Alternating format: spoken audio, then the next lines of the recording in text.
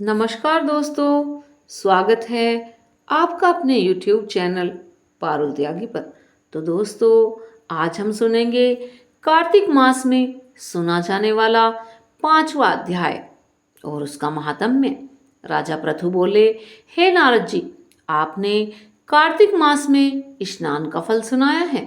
अब अन्य मासों में विधि पूर्वक स्नान करने की विधि, नियम और उद्यापन की विधि भी बतला दीजिए। तब देवर्षि नारद ने कहा कि हे राजन, आप भगवान विष्णु के अंश से उत्पन्न हुए हैं, अतः ये बात आपको ज्ञात ही है। फिर भी आपको यथाचित विधि विधान बतलाता हूँ। आश्विन माह में शुक्ल पक्ष की एकादशी से कार्तिक के व्रत करने चाहिए। ब्रह्म मुहूर्त में उठकर जल का पात्र लेकर गांव से बाहर पूर्व अथवा उत्तर दिशा में जाना चाहिए। उसके बाद जो मनुष्य मुख शुद्धि नहीं करता, उसे किसी भी मंत्र का फल प्राप्त नहीं होता है। अतः दांत और जीभ को पूर्ण रूप से शुद्ध करना चाहिए और निम्नलिखित मंत्र का उच्चारण करते हुए दातुन तोड़नी चाहिए। हे वनस्पते, आप मुझे आयु, कीर्ति, तेज, पशु, संपत्ति, महाज्ञान, बुद्धि और विद्या का प्रदान करो। इस प्रकार उच्चारण कर से वृक्ष से 12 अंगुल की दातुन ले। दूध वाले वृक्ष से दातुन नहीं लेनी चाहिए। इसी प्रकार कपास, कांटेदार वृक्ष तथा जले हुए वृक्ष से भी दातून लेना मना है, जिससे उत्तम गंध आती हो और जिसकी टहनी कोमल हो। ऐसे ही वृक्ष से दंत धावन ग्रहण करना चाहिए। प्रतिपदा, अमावस्या, नवमी, छठी और रविवार को चंद्र तथा सूर्य ग्रहण में दातुन नहीं करनी चाहिए। तत्पश्चात भली भांति स्नान करके फूलमाला, चंदन और पान आदि पूजा की सामग्री लेकर प्रसन्नचित व भक्ति भाव से शिवालय में जाकर सभी देवी देवताओं की आचमनीय आदि वस्तुओं से पृथक पृथक पूजा करके प्रार्थना एवं प्रणाम करना चाहिए। फिर भक्तों के स्वर से स्वर मिलाकर श्री हरि का कीर्तन करना चाहिए। मंदिर में जो जो भी भक्त भगवान श्री हरि का कीर्तन करने आए हों, उनका माला, चंदन, तांबुल आदि से पूजन करना चाहिए, क्योंकि देवालयों में भगवान विष्णु को अपनी तपस्या, योग और दान के द्वारा प्रसन्न करते हैं। परंतु कलयुग में भगवत गुणगान को ही भगवान श्री हरि को प्रसन्न करने का एकमात्र साधन माना गया है। नारद जी राजा पृथु से बोले कि हे राजन, एक बार मैंने भगवान से पूछा कि हे प्रभु, आप सबसे अधिक कहाँ निवास करते हैं? इसका उत्तर देते हुए भगवान ने कहा कि हे नारद मुनि, मैं बैकुंठ या योगियों के हृदय में ही निवास करता हूँ। अपितु जहाँ मेरे भक्त मेरा कीर्तन करते हैं, मैं वहाँ अवश्य निवास करता हूँ। जो मनुष्य चंदन, माला आदि से मेरे भक्तों का पूजन करते हैं, उनमें मेरी ऐसी प्रीति होती है जैसे कि मेरे पूजन से भी नहीं हो सकती। नारद जी ने कहा, फिर शिरीष, धतूरा, गिरजा, चमेली, केसर, कंदार और कटहल फूलों व चावलों से भगवान विष्णु की पूजा नहीं करनी चाहिए। अड़हल कंद, गिरीप, जूही, मालती और केवड़ा के पुष्पों से भगवान शंकर की पूजा नहीं करनी चाहिए। जिन देवताओं की पूजा में जो फूल निर्दिष्ट हैं, उन्हीं से उनका पूजन करना चाहिए। पूजन करते समय ये प्रार्थना जरूर करनी चाहिए, हे सुरेश्वर, हे देव, न मैं मंत्र जानता हूँ न क्रिया, मैं भक्त से भी हीन हूँ। मैंने जो कुछ भी आपकी पूजा की है उसे पूरा करें। प्रार्थना करने के पश्चात साष्टांग प्रणाम करके भगवत कीर्तन करना चाहिए, श्री हरि की कथा सुननी चाहिए और प्रसाद ग्रहण करना चाहिए। जो मनुष्य उपरोक्त विधि के अनुसार कार्तिक व्रत का अनुष्ठान करते हैं, वह जगत के सभी पापों से मुक्त हो जाते हैं। इस प्रकार हमारा 5वां अध्याय समाप्त हुआ। बोलिए श्री लक्ष्मी नारायण भगवान की जय हो। आइए अब हम सुनते हैं कार्तिक मास में सुनी जाने वाली गणेश जी और अंधी बूढ़ी माई की कथा। गणेश जी की ये छोटी सी कथा है। एक बहुत ही गरीब अंधी बूढ़ी माई थी। उनका एक छोटा सा परिवार था।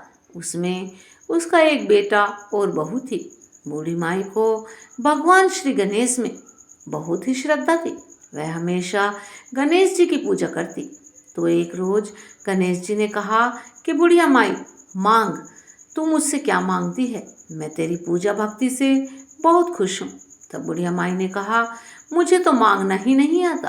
तब गणेश जी भगवान ने कहा, तो बुढ़िया माई, तू जाकर अपने बेटे बहू से पूछ ले, मैं कल दोबारा आऊँगा। तब वह बुढ़िया माई अपने बेटे बहू से पूछती है। तो वह अपने बेटे से बोली कि आज मुझे गणेश जी भगवान ने स्वयं दर्शन दिए और उन्होंने मुझे वर मांगने को कहा। मुझे तो पता नहीं क्या मांगना चाहिए। मैं तुम दोनों से कुछ सोच समझकर ही पूछ रही हूँ। बताओ मुझे क्या मांगना चाहिए। तब उसके बेटे ने कहा कि माँ, धन और दौलत मांग ले। तब उसने अपनी बहू से पूछा। तो बहू ने कहा, सासू जी, हमारी शादी को बहुत समय हो गया है और आपको पोता भी तो चाहिए, क्यों ना पोता ही मांग लो। तो बुढ़िया माई ने सोचा ये दोनों तो अपने मतलब की बातें कर रहे हैं। तो सोचा अपनी प्यारी सहेली से पूछती हूँ। वो अपनी सहेली के पास गई। सहेली से जाकर कहा कि मुझे गणेश जी भगवान ने दर्शन दिए हैं और वो कह रहे हैं कि बुढ़िया माई कुछ मांग ले। मैंने अपने बेटे से पूछा तो बेटा कहता है धन दौलत मांग ले। बहू से पूछा तो बहू कहती है पोता मांग ले। तब उसकी सहेली बोली कि ना तू धन मांग ना तू पोता मांग, तू तो थोड़े बहुत दिन जिएगी, तू अपनी आंखें मांग ले। तो उसने अपनी सहेली की बात भी नहीं मानी। अब एक सरल सी बुढ़िया माई अपने घर जाकर सोचने लगी कि ऐसा मैं क्या मांगू कि बेटा बहू भी खुश हो जाएं और मेरे मतलब की भी बात हो जाए। बुढ़िया पूरी रात सोचती रही। फिर अगले दिन जब गणेश जी भगवान आए तो बुढ़िया माई बोली, गणेश जी महाराज तुम्हारी जय हो। तब गणेश जी ने कहा कि बुढ़िया माई मांग ले, आज तुझे जो कुछ मांगना है। तब वह बोली कि गणेश जी महाराज, मैं अपनी आंखों से सोने के कटोरे में अपने पोते को दूध पीता देखूं, सुहाग और निरोगी काया हो, 9 करोड़ की माया हो, बेटा पोते पर पोते, दुनिया में भाई भतीजे सारे भरे पूरे परिवार को सुख दें, मोक्ष दें। तब गणेश जी बोले कि हे बुढ़िया माई, तूने तो मुझे ठग लिया और अब सब कुछ ही तूने एक ही बोल में मांग लिया। और मुस्कुराते हुए कहा कि बुढ़िया माई, जैसा तुमने मांगा है वैसा ही होगा। और ऐसा कहकर गणेश जी महाराज वहां से अंतर्ध्यान हो गए। ठीक उसी प्रकार गणेश जी महाराज ने जैसे बुढ़िया माई के दिन भाड़े, ऐसे ही जो भी हो इस कहानी को पढ़े अथवा सुने उसके भी घर अन्न धन के भंडार भरना। बोलिए गणपति बाबा मोरया। आइए अब हम सुनते हैं कार्तिक मास में सुनी जाने वाली धरती माता की कथा। एक ब्राह्मणी थी। वह बहुत धार्मिक महिला थी। सभी ग्रामवासी उसका बहुत ही सम्मान करते थे। कोई भी उसके पास आता तो वह सबकी मदद करती। मन ही मन भगवान को हमेशा याद किया करती थी। भगवान की सेवा, पूजा व गरीबों की सेवा करना ही उसका परम धर्म था। एक दिन ब्राह्मणी मरकर भगवान के पास गई और वहां जाकर कहने लगी कि मुझे बैकुंठ का रास्ता बता दो। स्वर्ग से एक दूत आया और बोला, ब्राह्मणी आपको क्या चाहिए? वो बोली, मुझे तो बैकुंठ जाना है, बैकुंठ का रास्ता बता दो। तब आगे आगे दूत और पीछे पीछे ब्राह्मणी मंदिर तक गए। ब्राह्मणी बहुत धार्मिक महिला थी। उसने बहुत दान पुण्य कर रखा था, तो उसे विश्वास था कि उसके लिए बैकुंठ का रास्ता अवश्य ही खुल जाएगा। ब्राह्मणी ने वहां जाकर देखा कि वहां बहुत बड़ा मंदिर था। सोने का सिंहासन, हीरे मोतियों से जड़ित छतर था। चित्रगुप्त जी न्याय सभा में बैठे साक्षात इंद्रदेव के समान शोभा पा रहे थे और न्याय नीति से अपना कार्य संभाल रहे थे। यमराज जी सबको उनके कर्मों के अनुसार दंड दे रहे थे। ब्राह्मणी ने जाकर प्रणाम किया और बोली, मुझे बैकुंठ जाना है। तब चित्रगुप्त ने लेखा सुनाया और कहा कि ब्राह्मणी, तुमने बहुत धर्म किए परंतु धरती माता की कथा नहीं सुनी। इसीलिए तुम्हारे सिर पर धरती माता का कर्ज है, तुम बैकुंठ नहीं जा सकती। तब वह ब्राह्मणी बोली, धरती माता की कहानी का क्या नियम है? चित्रगुप्त जी बोले, कोई 1 साल तक 6 महीने, कोई 7 दिन ही सुने, पर धरती माता की कहानी अवश्य ही सुने, फिर इसका उद्यापन करते। धरती माता की कहानी सुनने से जाने अनजाने में किए गए पाप कर्मों को धरती माता हर लेती हैं। स्वर्गलोक में धर्म को भी स्थान दिया गया है, यहाँ पाप के लिए कोई जगह नहीं है। धरती माता की कहानी पीपल के पेड़ के नीचे बैठकर सुननी चाहिए। अब इस बात को सुनकर ब्राह्मणी ने हाथ जोड़कर प्रार्थना की कि मुझे 7 दिन के लिए वापस पृथ्वीलोक पर भेज दीजिए, मैं कहानी सुनकर उद्यापन करके वापस आ जाऊंगी। तब चित्रगुप्त जी ने उसका लेखा जोखा देखा और 7 दिन के लिए वापस पृथ्वी पर भेज दिया। ब्राह्मणी धरती पर वापस जिंदा हो गई। ब्राह्मणी ने अपने परिवार वालों से कहा कि मैं 7 दिन के लिए धरती माता का व्रत और उद्यापन करने के लिए वापस आई हूँ। इस कथा को सुनने से पुण्य की प्राप्ति होती है। उसने पीपल के पेड़ के नीचे बैठकर परिवार वालों के साथ 7 दिन तक धरती माता की कथा कही। 7 दिन पूरे होने पर वापस धर्मराज जी के पास आई। तब ब्राह्मणी को बैकुंठ में श्री हरि के चरणों में स्थान प्राप्त हुआ। जो कोई भी मनुष्य धरती माता की कहानी पढ़ता है अथवा सुनता है, मृत्यु के समय उसके सभी पाप कर्म नष्ट हो जाते हैं और उसे बैकुंठ धाम की प्राप्ति होती है। बोलिए धरती माता की जय हो। धरती माता तुम्हारी सदा ही जय हो। बोलिए धरती माता की जय हो। अब हम सुनेंगे कार्तिक मास में सुनी जाने वाली मंगलवार की कथा। हनुमान जी के मंदिर में एक साहूकारनी रोज जाया करती थी। चूरमा की पिंडी और एक रोटी ले जाती।